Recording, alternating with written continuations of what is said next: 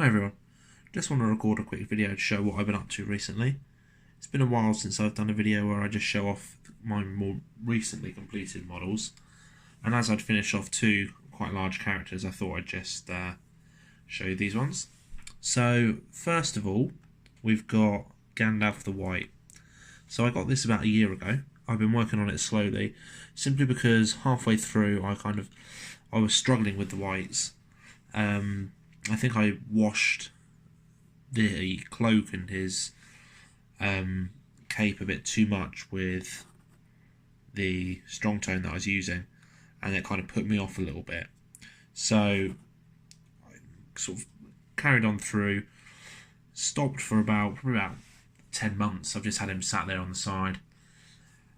Used him in a game before the most recent edition was released, and he was rubbish. So again, he just got put to the side.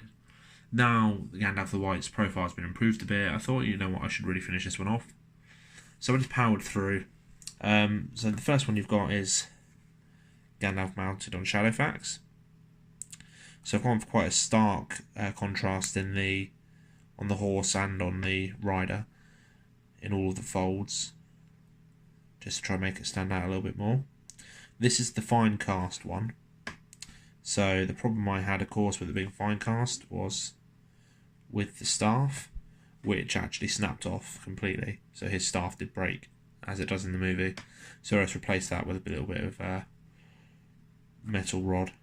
So now it actually looks much better than it did before.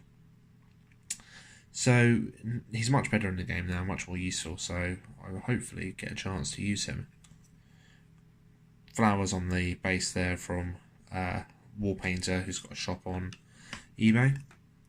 The foot version, well, actually, if you look at the foot and the mounted version together, the faces look very different. This is a much longer, narrower face than this. But I decided to mount this one on a bit of slate just to make him look a little bit different, make him a bit taller. Again, this is fine cast, so I don't think it will last long, but when it does go, I'll replace it with a bit of metal again. Managed to get some good definition on the cloak on this one. It was a little bit easier than the mounted version. Overall, I was very happy with it. So much so that I've started working on this.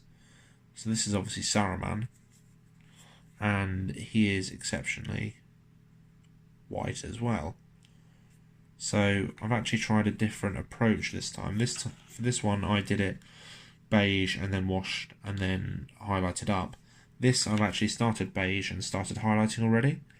The idea will be that I'll go in with a very, very thin strong tone wash after the layers are, probably another one or two layers on here, after the layers are complete, so that it will just sort of seep into the recesses a bit and not give quite as much of a stark contrast as on Gandalf.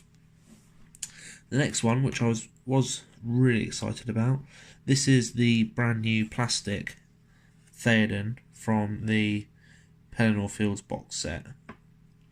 So it's the first plastic character for the Lord of the Rings game for a long time. There were plastic characters for The Hobbit, but this is the first Lord of the Rings character in plastic for years. Obviously they had the Mines of Moria box set come out. Not Mines of Moria, sorry. They had the Fellowship in plastic, which I personally can't stand. For these it's actually pretty good, because you get two head options. You get helmeted head, and then you also get, see if I can get a focus on that, one and two unhelmeted heads. I was tempted to magnetise them, but I just stuck it all together and didn't think twice. But they'll be useful to use for other projects, maybe. The detail on this is outstanding. I mean, if you were to compare it with the old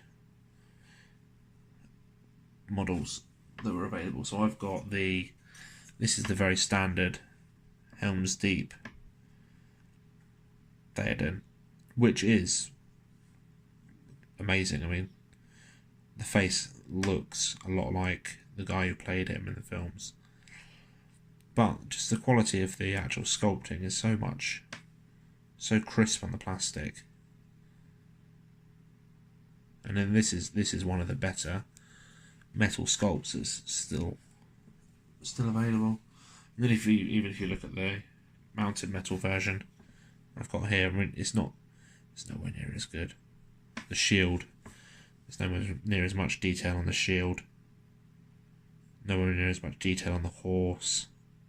This one I actually had, the horse on the left here, I actually had to chop him up and give him another leg at the front because the original version just sticks out straight. It looks stupid.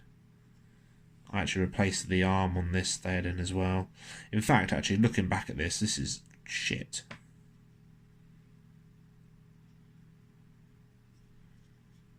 Like my paint job, I mean. The model's alright. My paint job is poor there. Compared to this. I might strip this and repaint it. I don't know.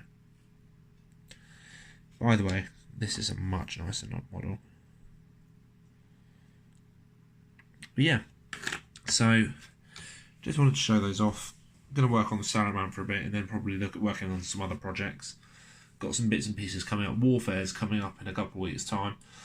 I'm looking forward to going there and trying to pick up some bits. I want to look at the footsore miniatures stand and possibly buy one pack or something of their horsemen, because I think that some of their Romano-British, is it Romano-British or last Roman? I can't remember what it is.